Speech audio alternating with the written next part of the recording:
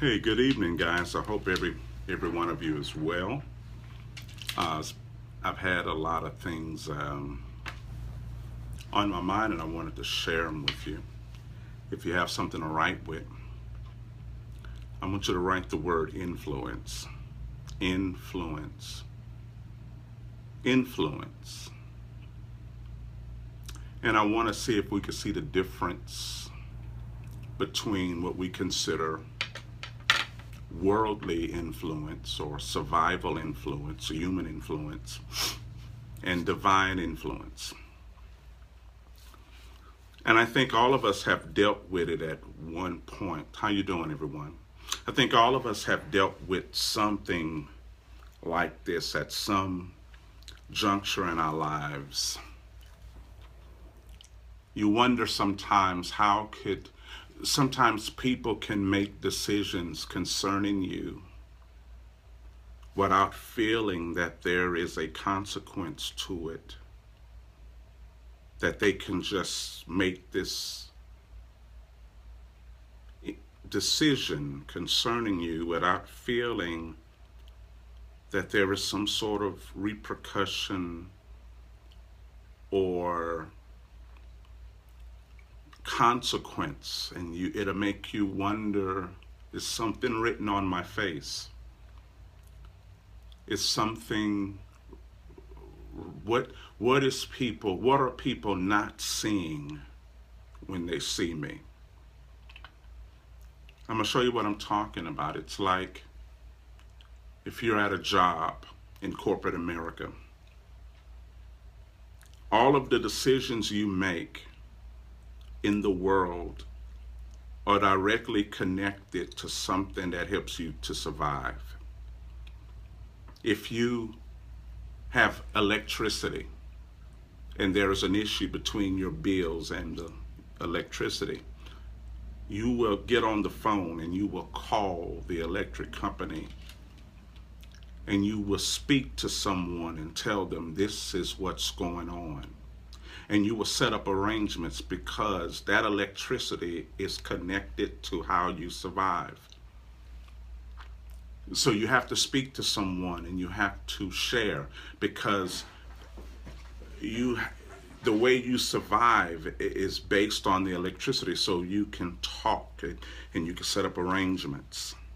Your job is connected to your mortgage and your motor payments, your car payments and everything. So the world has an influence because so many things in the world is based on our human need. And when you've come to grips with your human need, everything that helps in the continuance of that human need and fulfillment will get a behavior from you, a communication, a response, an understanding, because you've come to know that you have to live in the world. And the things that help you live in the world naturally has gained your respect and your trust. You may not like everything, but it has naturally gained your respect.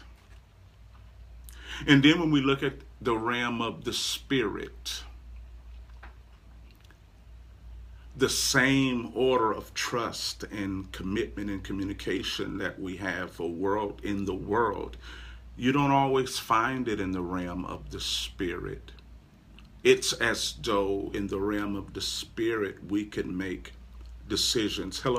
We can make decisions without thinking, what is the consequence behind this? In other words, people don't have to talk to you or tell you that they're going to finish something, or they don't have to give you an answer. They don't have to say, this is the reason I didn't call you back or talk to you. Because I guess people can speak to you in the realm of the spirit without feeling that there is a consequence behind not communicating or functioning with you. How many of you understand what I'm saying? It's like, does the spirit realm carry the same influential feeling that the world has? It's almost like we see, most of us may see the realm of the spirit very cheaply. Have we identified what helps us to survive in the realm of the spirit? Because of how you doing? A lot of the influence that we respect is directly connected to how we survive and how we function and how we live, till it naturally gets our communication. It naturally gets an answer. It naturally gets our attention. But what do you lose in the realm of the spirit if you haven't mastered communication?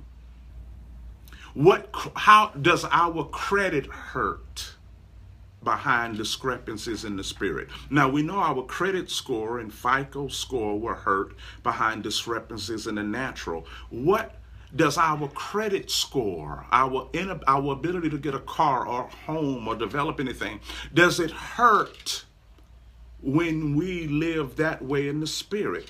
Have we really connected with how the spirit helps us to live? What do we lose? Because it seems like mostly in the realm of the spirit, things are by favoritism or preferential understanding of people. It's like, these are my favorite people. So you could communicate with your favorite people, and they're always going to be anointed because these are your favorite people. But what do we lose when we don't listen in the spirit? What is it that we lose when we're not up to par in the realm of spirit? Raise your hand if you understand. Does the kingdom or the realm of spirit carry the same influence? I hear what you're saying, but I know about inner peace. I think look at what we lose. Look at what we really lose in the realm of the natural. And then when you look in the realm of the spirit, everything is secretive. It's inner this, or it's prayer, it's our peace of mind, or it's this. But does it carry anything with survival? Because I know so many times we can talk in the realm of the spirit, and people can be with you and not complete things and don't say anything and not talk to you again. People could come and go and don't talk to you again. We could sign contracts and don't honor them. We could do this. And you understand, do we see the kingdom in a realm of business and authority and power? Do we really see the kingdom as a realm of authority, structure, professionalism, and power? Do we really see the kingdom in the realm of the spirit in that way? Because in the realm of the world, there is a respect. There is an influence. We honor those who hold our mortgages. We have to pay it. I got to call because I don't want to lose this. You're going to say something. It's not a matter of favoritism or a matter of this and that. You are going to say something, because your survival is at stake, and you work out things. You don't let the mortgage company figure out what you're doing. You just don't break away from them, because you know it's a consequence if I don't speak to the mortgage company. You know that there is a consequence if you don't speak to Ford Motor Credit or Toyota. You know it's a consequence if you don't speak to Reliant or whatever your light company is. You know there is a consequence. You know it. So it gets your attention, and you talk and you set it straight and you listen and you create a plan. And sometimes we pray for God to help us create a plan in the world so we could survive in the world. But do we see the realm of the spirit that same way? We could talk and don't talk ever again because we don't feel that our decision to not talk to you anymore is going to affect anything in my life. I don't have to explain why I didn't do this. I could start and don't come back and don't explain. Raise your hand if you guys understand what I'm saying. I really want you to catch it.